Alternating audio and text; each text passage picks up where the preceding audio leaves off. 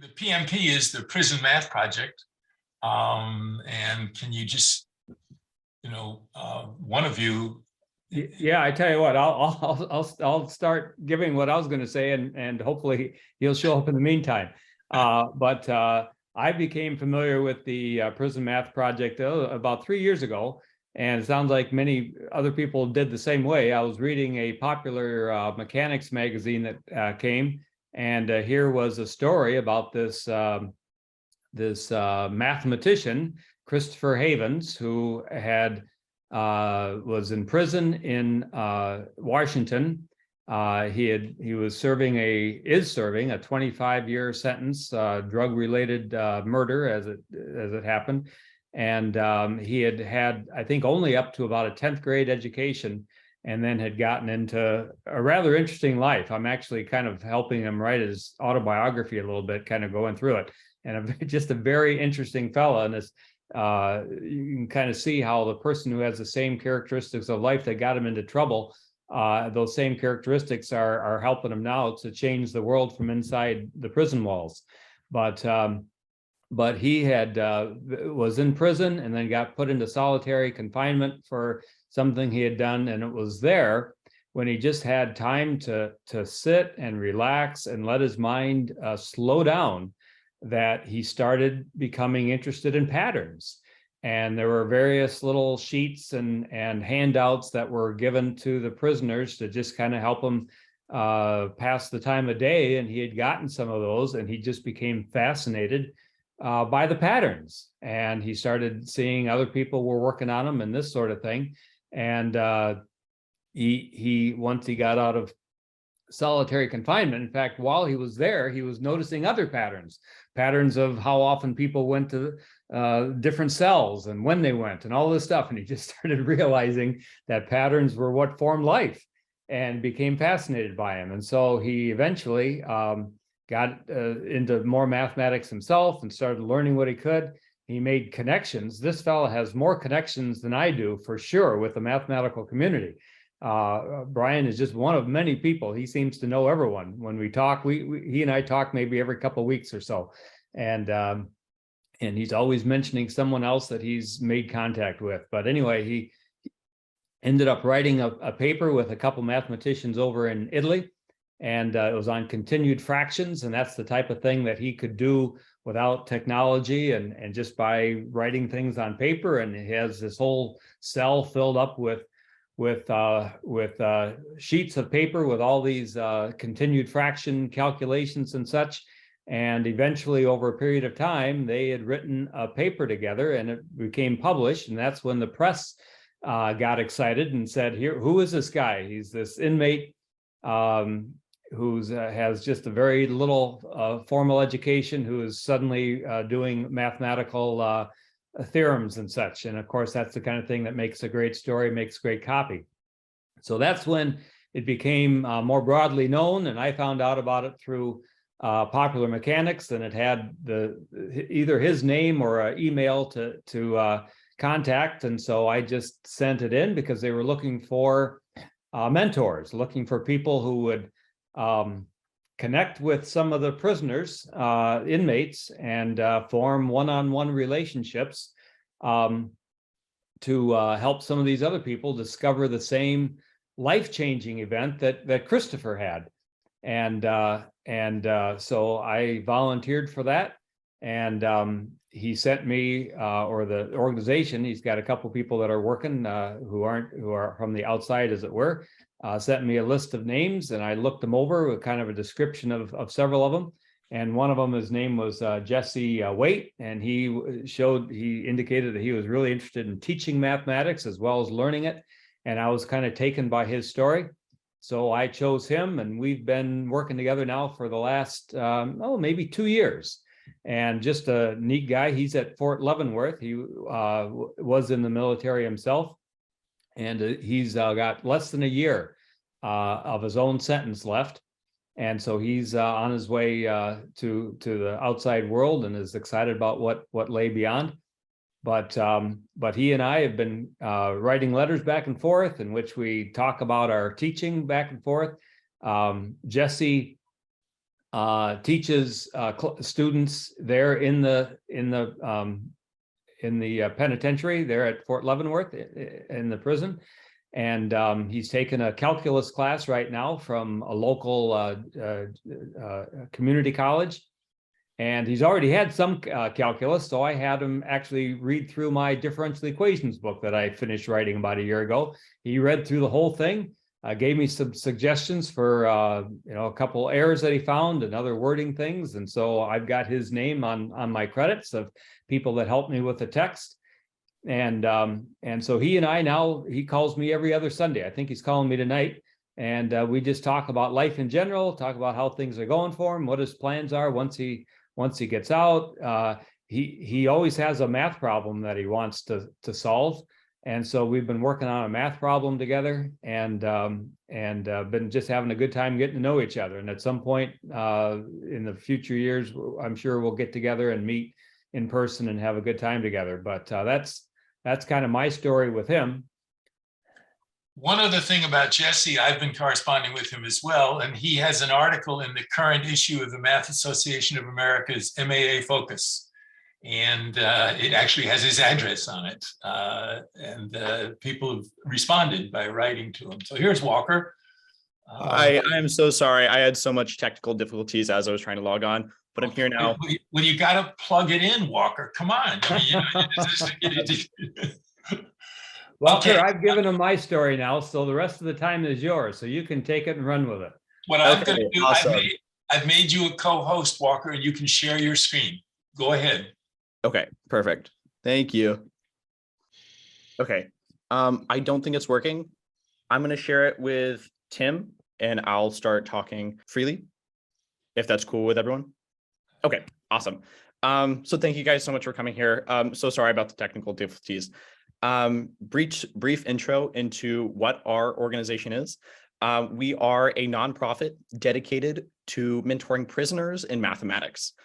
We do so through a mailing center, and we mentor prisoners in mathematics through a mailing system from which all information is classified. So we are a center that will provide only the mentors' letters, none of the contact information that is separated from what the prisoner will receive and then what the mentor is willing to give out. In the beginning, so I got involved with the Prison Mathematics Project by reading an article from Marta Cerruti in The Conversation. It detailed his mathematical journey in prison, and he came in with a high school level background in mathematics to the prison system. And this was very inspiring to me because this meant that he had no prior math experience with research math, and he grew all of his advanced levels through the prison system. What also inspired me is his lack of resources in the prison system. So no calculators, textbooks. He had no mentorship opportunities, and seeing how someone could go from such a elementary level to so advanced to a point where articles are coming out about him. I fell in love with his story, and I wanted to be a part of his success. He said, "My parents sent him a load of books." This was in the article. However, the prison blocked them all as they didn't come out from an authorized vendor. Havens worked from the prison staff and started the Prison Mathematics Project, where he would explain mathematics to other inmates. In exchange, they were allowed a library and a room to meet bi-weekly. It worked. The box of books got admitted to the prisons. And he also said that mathematics was the first thing to penetrate the falseness he had in an effort to fit in. As a high school student, I very much fall in line with the need to fit in. And so seeing how someone can use education as a way to destroy that kind of stigma was very eye-opening to me. And yeah, again, I want to be a part of that. Tim, were you able to get the presentation? I shared it with your email address. No, that's going to be a bother, but you're doing just fine, Walker. Just keep reading it to us, and it's more fun to watch you anyway. Okay, awesome. So again, I wanted to reach out. This wasn't as hard as I originally thought. This is because a lot of articles published around him. And so I finally did. And I was nervous, having never actually talking to a prisoner before. I didn't know how the interaction was going to go. And fortunately, it was very successful. We co-founded the Prison Mathematics Project and are currently helping 175 participants. We're located in 25 states, have a team of nearly 500 volunteers, and are publishing our own research. So we're working with participants who are developed in self-studies before they join our organization. And in doing so, we have the opportunity to work with a prison system and prisoners who have above the average level of intelligence that you'd see in a random pool of prison system. And so with that, we have the opportunity to develop some unique openings in the field of research mathematics. So let's dive in to why we take the approach we do. Why are we involved in the math system and developing an organization that mentors prisoners in mathematics? When we were developing the system for our organization, we had to come up with a central question. What is the purpose of prison? Is it to punish criminals, to keep public communities safe? Is it for profits, or to deter criminals from future crime? These are a few options that prison systems, people in prison, and the general public often considers.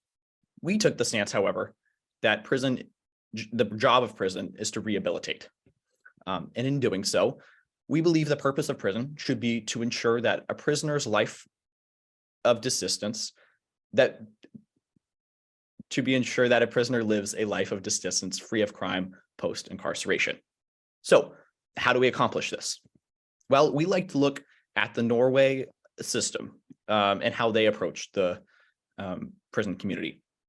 They have a recidivism rate of 20% compared to the United States recidivism rate of 77%, which is vastly different. And when there is such competition in recidivism rates, we must look at their approach to navigate such success. Also, they have 60 incarcerated individuals per 100,000, while we have 655, so over 10 times. The Norwegian prison system, they approach prison as focusing on two different elements, integration and normalcy. They focus on integration in the education system in a few aspects. They have the Norwegian Education Act that focuses on implementing education programs through secondary schooling in all the prison systems in the nation. And they also focus on vocational training, so giving prisoners job opportunities post-incarceration. That is something at the PMP we try to implement through our hopeful soon degree programs that we plan to offer. PMP is also working on a module system, and which would give prisoners specific coursework and a curriculum to work on, as opposed to the current back and forth mentorship that is going on now. In addition, we're also working on the PMP console. So we're teaching prisoners how to code. So very exciting advancements in the PMP, all focused on integration and helping education in the prison system. Prison in Norway, they also focused on normalcy. And so they focus on human interaction between the guards. In Norway, they're similar to contact officers as opposed to prison guards. And in that, we like to use mentorship in our program to have interaction with people outside of prison and inside of prison for the prison community. In doing so, they're able to grow and manifest genuine relationships that they can count on as an anchor through the mentorship program and have success outside of prison. So some statistics for impacts on education. Those who participate in prison education programs have a 43% recidivism rate, which is 33% less than the national average of 70%. And then those who are enrolled in college classes committed 75% fewer infraction than the incarcerated people who were not enrolled. So PMP emphasizes similar techniques to the Norway system, both in education and normalcy.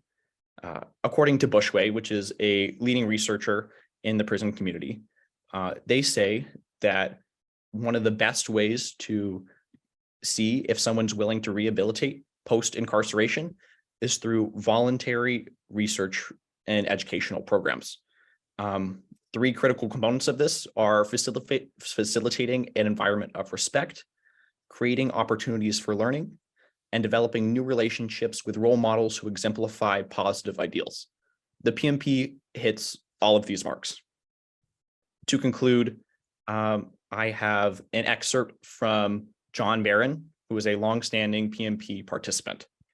In April of 2022, we received the following letter from him.